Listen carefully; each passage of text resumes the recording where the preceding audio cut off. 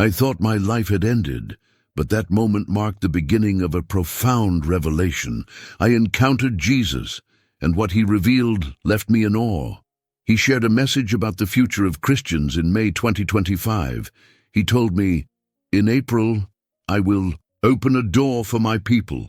Those who step through it with faith will see my power at work. I will fight for them."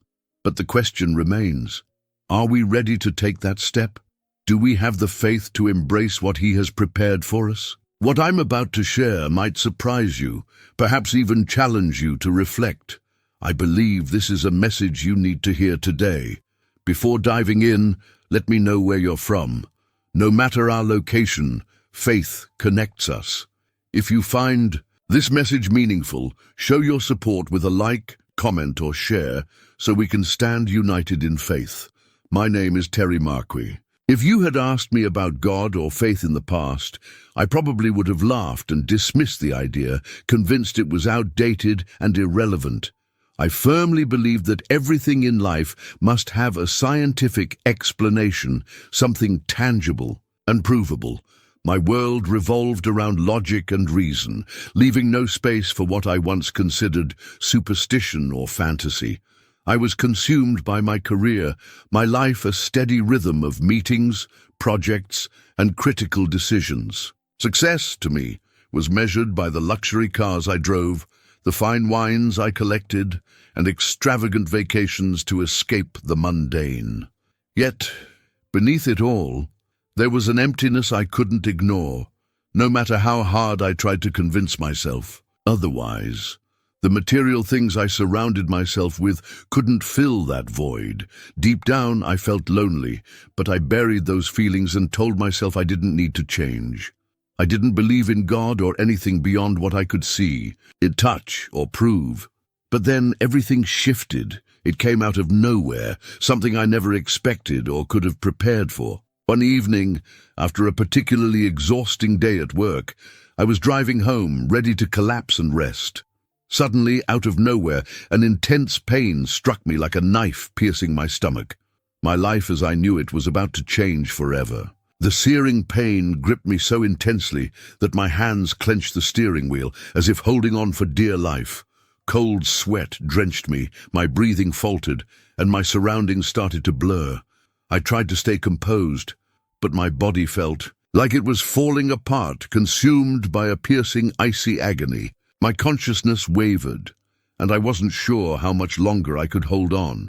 Desperate, I managed to call for emergency services, though my words came out fragmented and shaky. The piercing sound of the ambulance siren and the flashing lights felt like a haunting specter closing in. Within minutes, I was being hoisted onto a stretcher, my limbs trembling uncontrollably. The chaos around me, blaring machines, the urgency in the doctors' voices, and the rush of activity felt overwhelming. I was utterly powerless, like a tiny vessel adrift in a vast, stormy sea. By the time I reached the emergency room, I was slipping away, my body unresponsive, as if it had decided to surrender. Every sharp wave of pain tore through me, leaving me no choice but to endure it.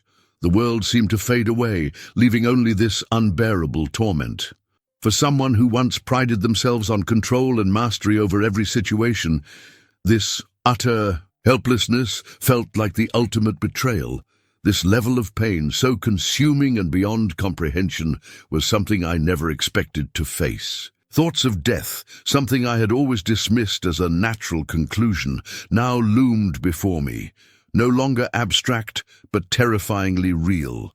No logical reasoning or belief could comfort me as the fear of my demise took hold.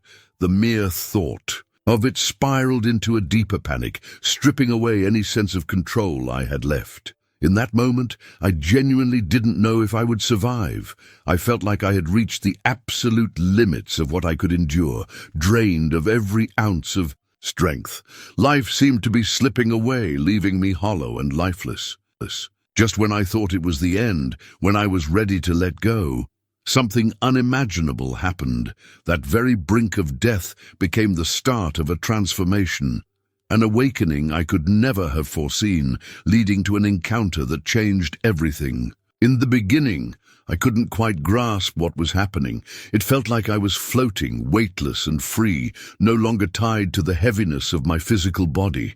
This sensation was unlike anything I had ever encountered before. It wasn't pain or exhaustion, but something entirely different.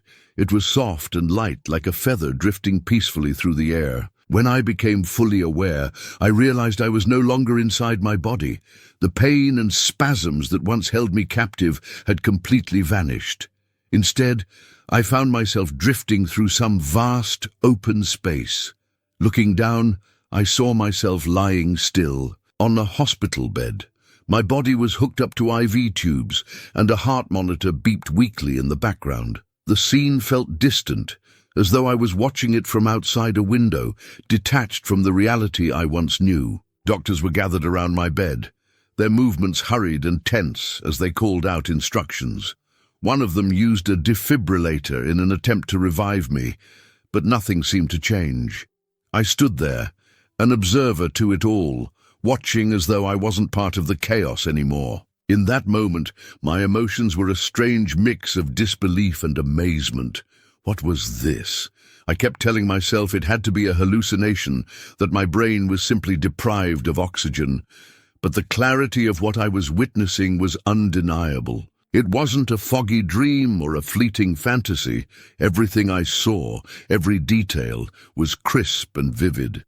It wasn't just a new perspective. I was living within this experience in a way that felt undeniably real. A question kept echoing in my mind. Had I died? The thought was hard to accept.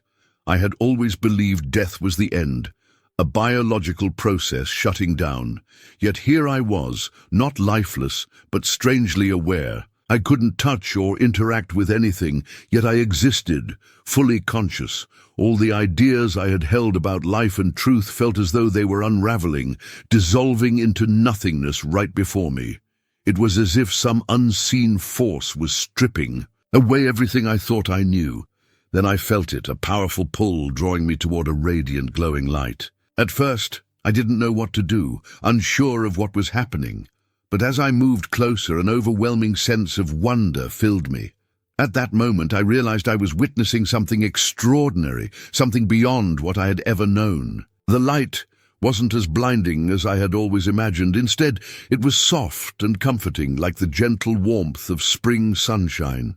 It surrounded me completely, chasing away the lingering coldness and the fears I had carried for so many years. It's hard to put into words, but I felt an overwhelming sense of peace, a deep calmness that was unlike anything I had ever experienced.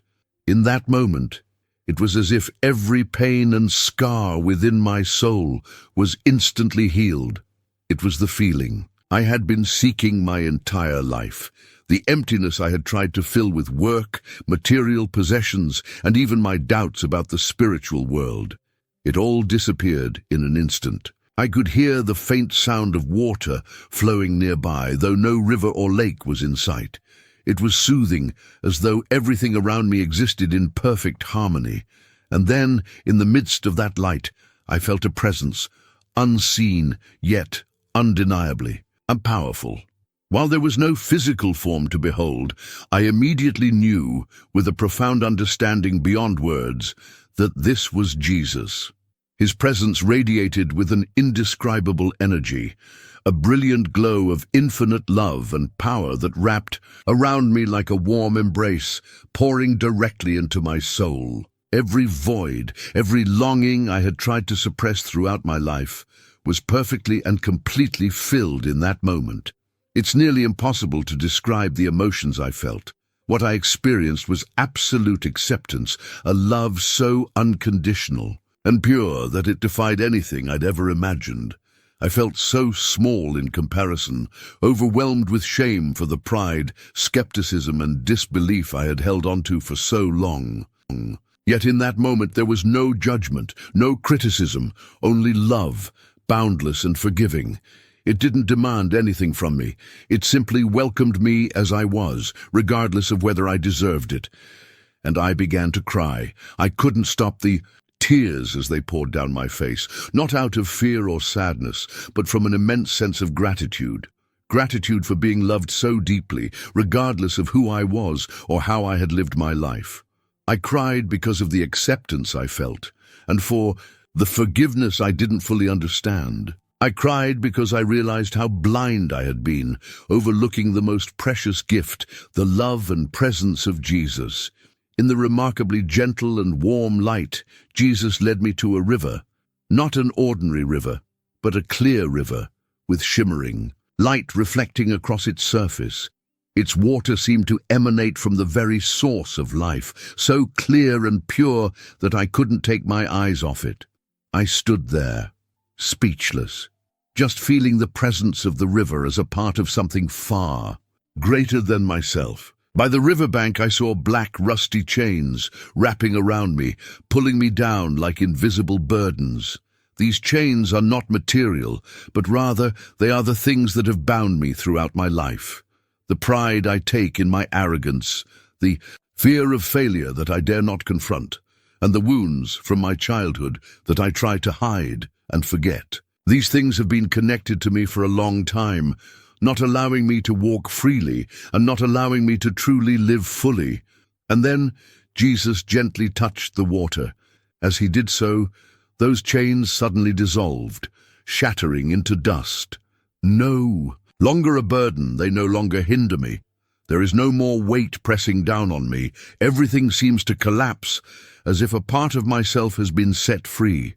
I clearly see the chains dissolving, and I feel an incredible sense of relief, as if I have removed a part of myself that I had been afraid to face for a long time. Jesus looked at me with loving eyes and said, "These chains are not your destiny. I broke them long ago, but you must choose to step over them." Your voice resonates within me. I can't fully understand everything that is happening, but the feeling of freedom and liberation that I experienced at that moment is truly indescribable. He not only broke the physical chains that I could see, but also the mental chains, the ones I had carried throughout my life without even realizing it. That feeling is so strong, so clear. I realize that throughout my life, I have lived as if those chains were unavoidable.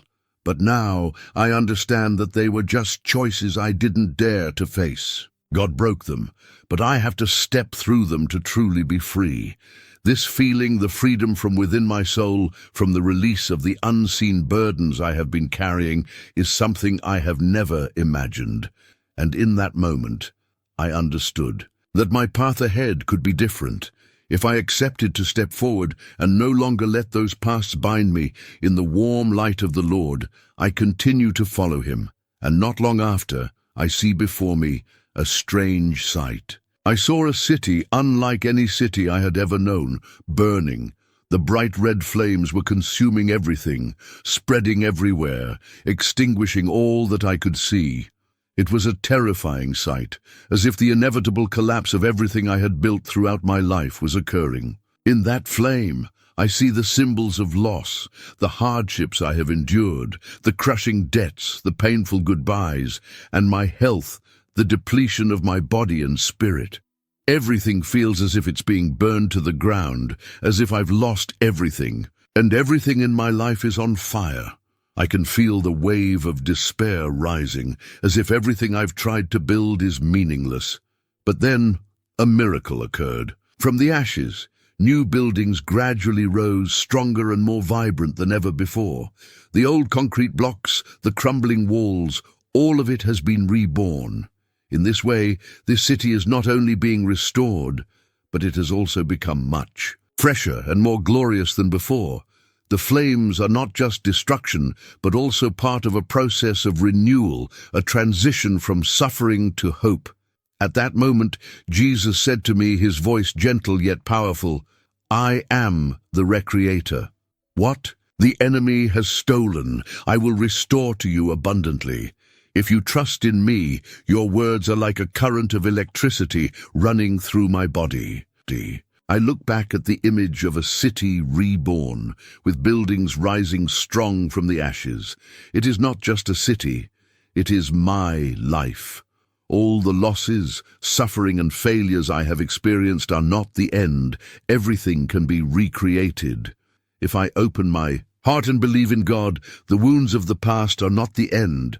They are merely part of the process of me becoming a new, stronger, wiser, and more hopeful person. That feeling is truly remarkable. I can sense the renewal, the restoration right in my heart, just as he said.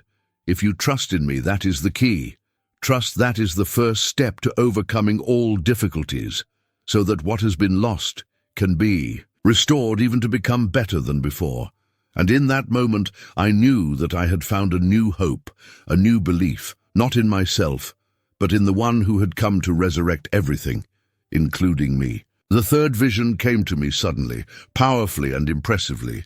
I found myself in another realm, where the air was heavy, as if enveloping an ancient battlefield. The vivid images are like I am living in the story I once read in the Bible, a battlefield filled with soldiers, but not ordinary battles. Before me was King Jehoshaphat, a resilient man, kneeling with the people of Judah, fasting and praying before the Lord, as they faced a formidable enemy threatening the survival of their nation. The scene was truly majestic, with mysterious lights and whispers of the wind all around. But what touches me the most is the image of those people who, despite facing danger, still stand firm in their faith and absolute trust in God. Then a strange thing happened. The ecstatic singing echoed in the stillness, and when I looked towards the enemy of the people of Judah, I saw their warriors self-destructing, a miraculous sight, as if God himself were fighting for his people, and every challenge they faced was resolved in a way that only he could accomplish. Jesus appeared before me, his light shining brightly, and he spoke to me, his voice strong yet full of tenderness. Just as Jehoshaphat submitted and fasted, I have fought in his place. This April, I am calling my people to do the same.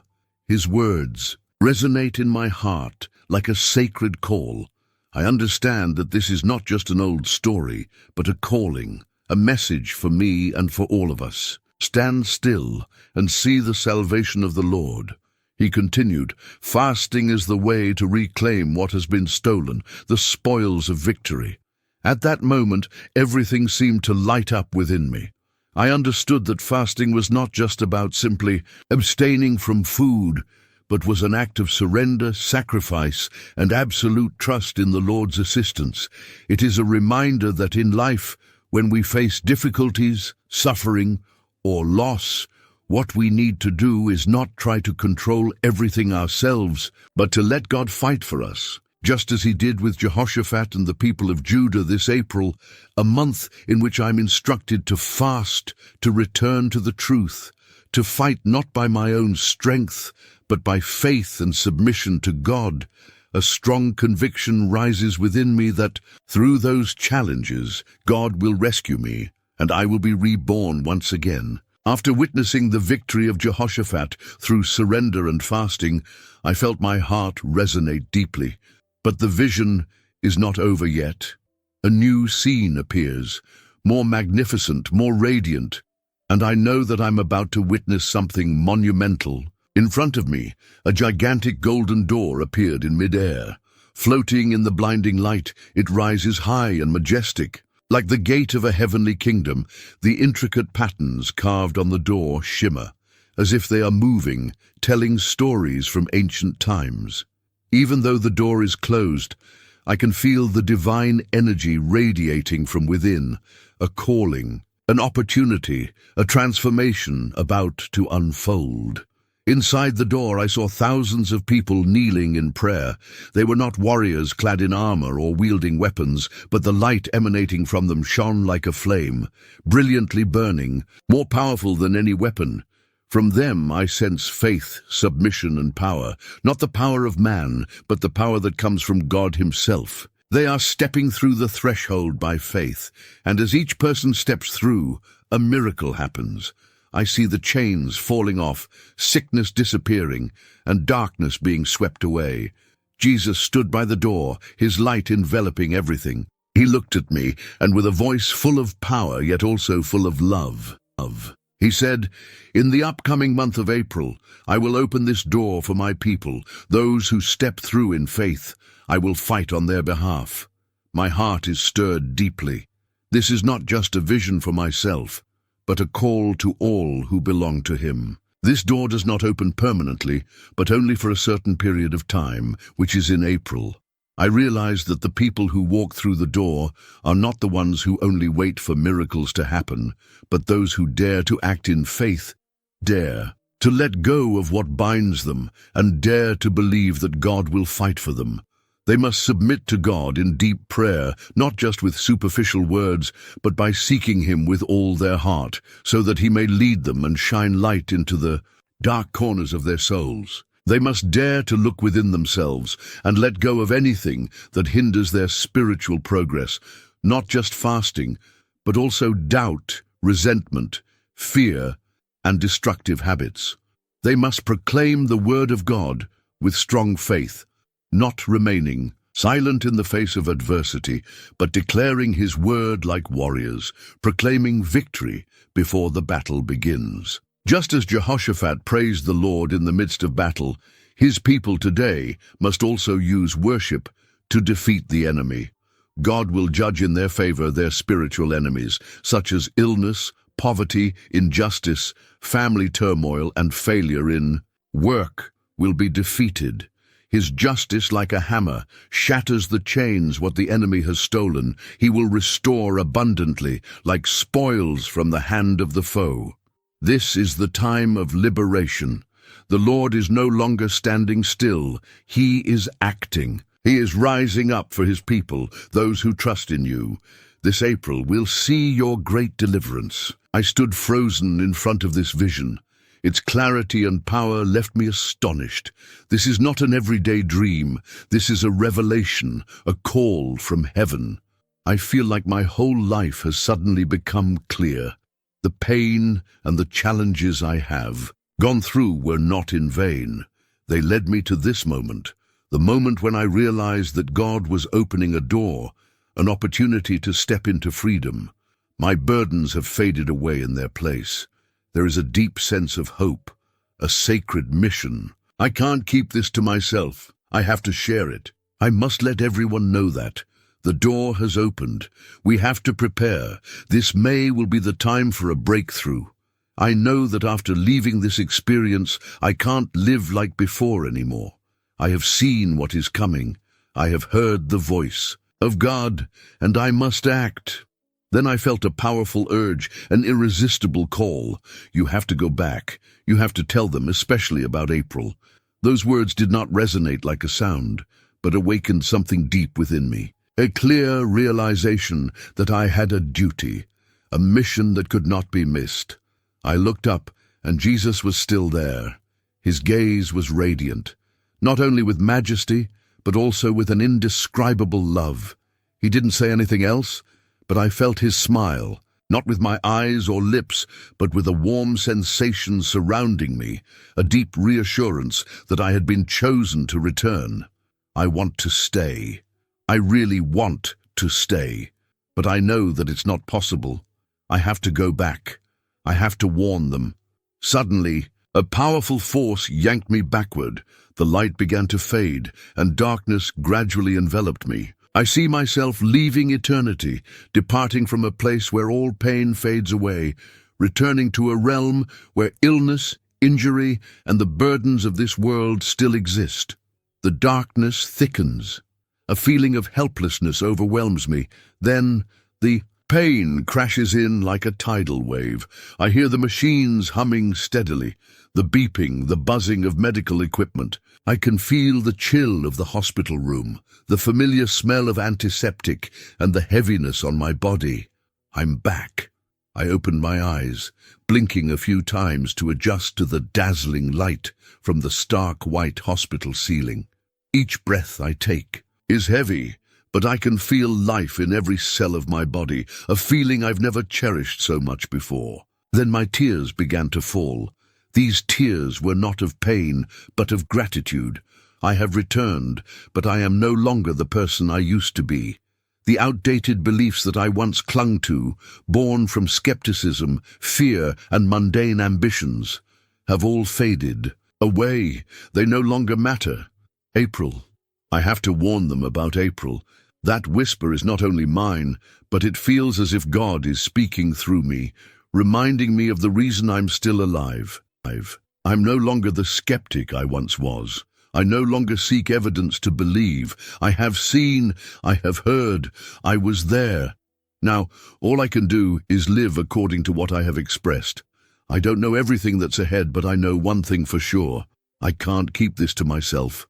I have to speak out. Since that day, I wake up each morning not just to breathe, but to live with a purpose.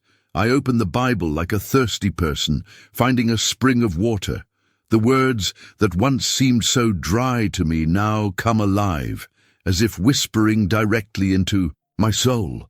I came to realize that faith isn't a heavy weight or a strict set of rules. It's a relationship, an invitation to walk alongside Him through life's storms. My journey toward physical healing hasn't been smooth. There are still days when pain lingers, when my strength feels drained. Yet, even in those moments of weakness, I can feel His hand guiding me, one step at a time. This journey has taught me that my life isn't about me anymore.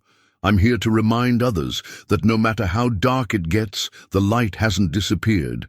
I'm here to share that the door of hope, a door I call April, remains open for anyone willing to step through it. With faith and humility, I live to declare that the Creator is still at work and that the battles we face are His to fight. Wherever you are in life, whether you're dealing with loss, illness, heartbreak, or doubt, know this: the light is still there, waiting for you. A door stands open and a call is echoing. If you take that step, He will fight for you just as He has fought for me. I am living proof of that truth.